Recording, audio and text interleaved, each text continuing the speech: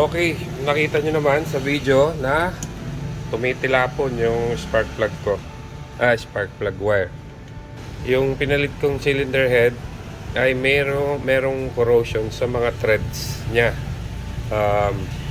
Ginawa na namin lahat para linisin yung threads. Unfortunately, cylinder 1 and 2, yun na nagkaroon ng singaw. Kaya ang gagawin ko ngayon ay i-re-thread ko yan. Lalagyan ko ng insert na mas malaki para bago na siya ulit. Ito yung na-order ko online. M14 by 1.25. Bali may kasama siyang 10 inserts and isang... Asan na yun? Ito. Top. So 16mm top to. Yung dati kasi 14mm. Sukat nito is 14mm. Palitan na natin ng 16mm. So, bali yung insert yung thread pitch nitong original na spark plug is 1.25 and 14mm. Ito 14mm. Ngayon, ang binili ko is M14mm by 1.25. Yung loob ng 14mm magiging 16mm na siya sa labas. So, bali ganito. Kasya yan. Pak. So, bali itong insert na to, after nating matap yung bagong thread, ito ang ilalagay as the new thread. Okay? Just make sure nga pala guys na nakababa yung piston. Para hindi, just to be sure na hindi tataka. Ayan, kita nyo, mababa yung piston.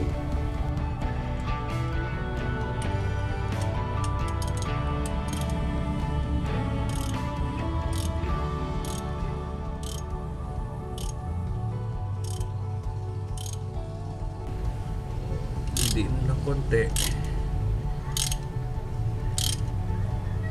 para kainin niya yung thread pag pumasok na siya.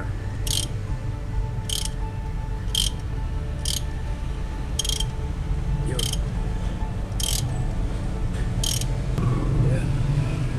Okay, so habang nanonood kayo, pag shoutout lang ako kay Mr. Betlog Mubaho. Until now, siguro mabaho pa rin betlog nito. Shoutout sa'yo, boss.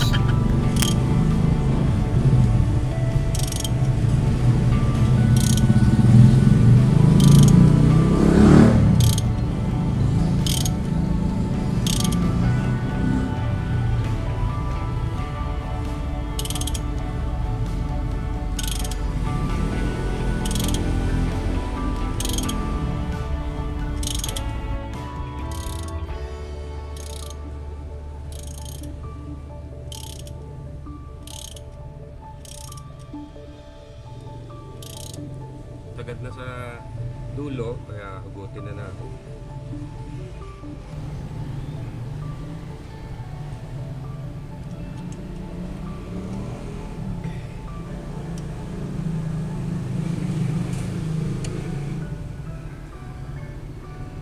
So, kita nyo yung ribaba.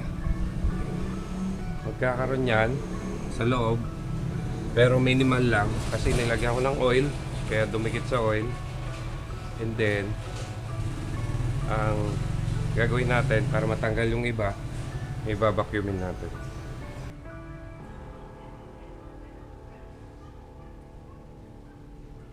So gumawa lang akong makeshift na vacuum.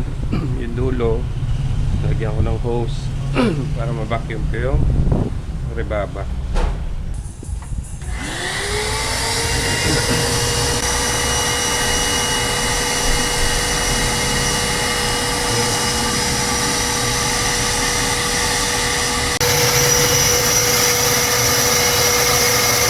Baba na nakuha ko.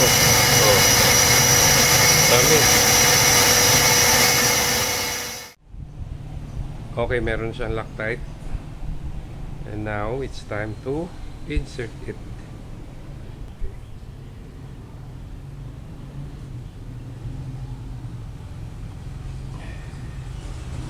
Okay.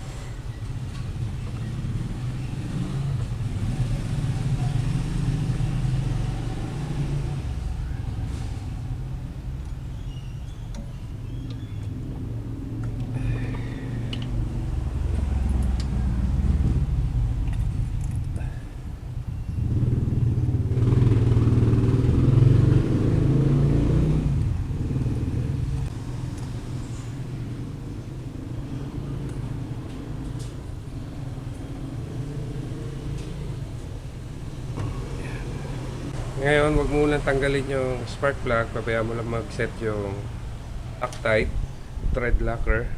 Pag okay na yung thread locker, pwede mo nang tanggalin yung spark plug. Okay? So, ganun din gagawin natin dito sa cylinder number 1. Dahil may singaw din dyan. Na tayo sa pangalawa, ito yung top. Dami rin ako ang rebabaw. Na-vacuum ko na rin. Proceed na tayo sa pag-install ng insert. Okay?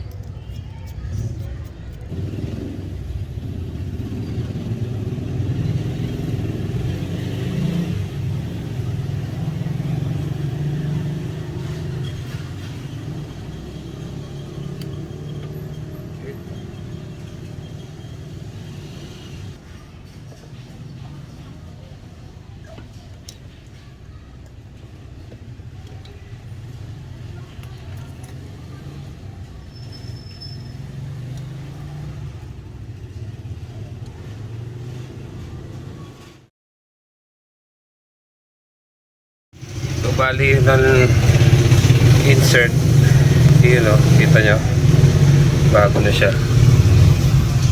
Yan, bago na yung thread. Kaya mag-focus. Yan, diba? Okay na, ibalik ko na yung spark plug number 2 and number 1 together with the insert. And napatuyo ko na rin ng konti yung thread locker. Hindi ko alam kung gaano katagal papatuyuin yun, pero pinalipas ko na ng mga 30 minutes. And then let's see kung meron pa rin leak yung spark plug. Okay, tignan natin kung i-start.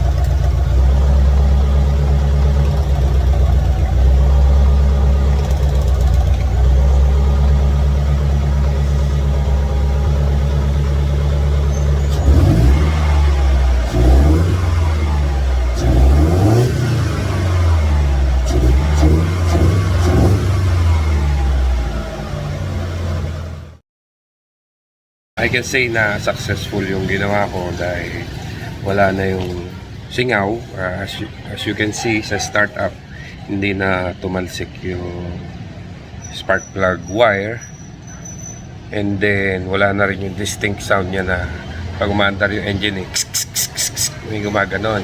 Ibig sabihin kasi yung especially sa number 2 cylinder, dinig na dinig talaga yung singaw, and then medyo palyado yung andar.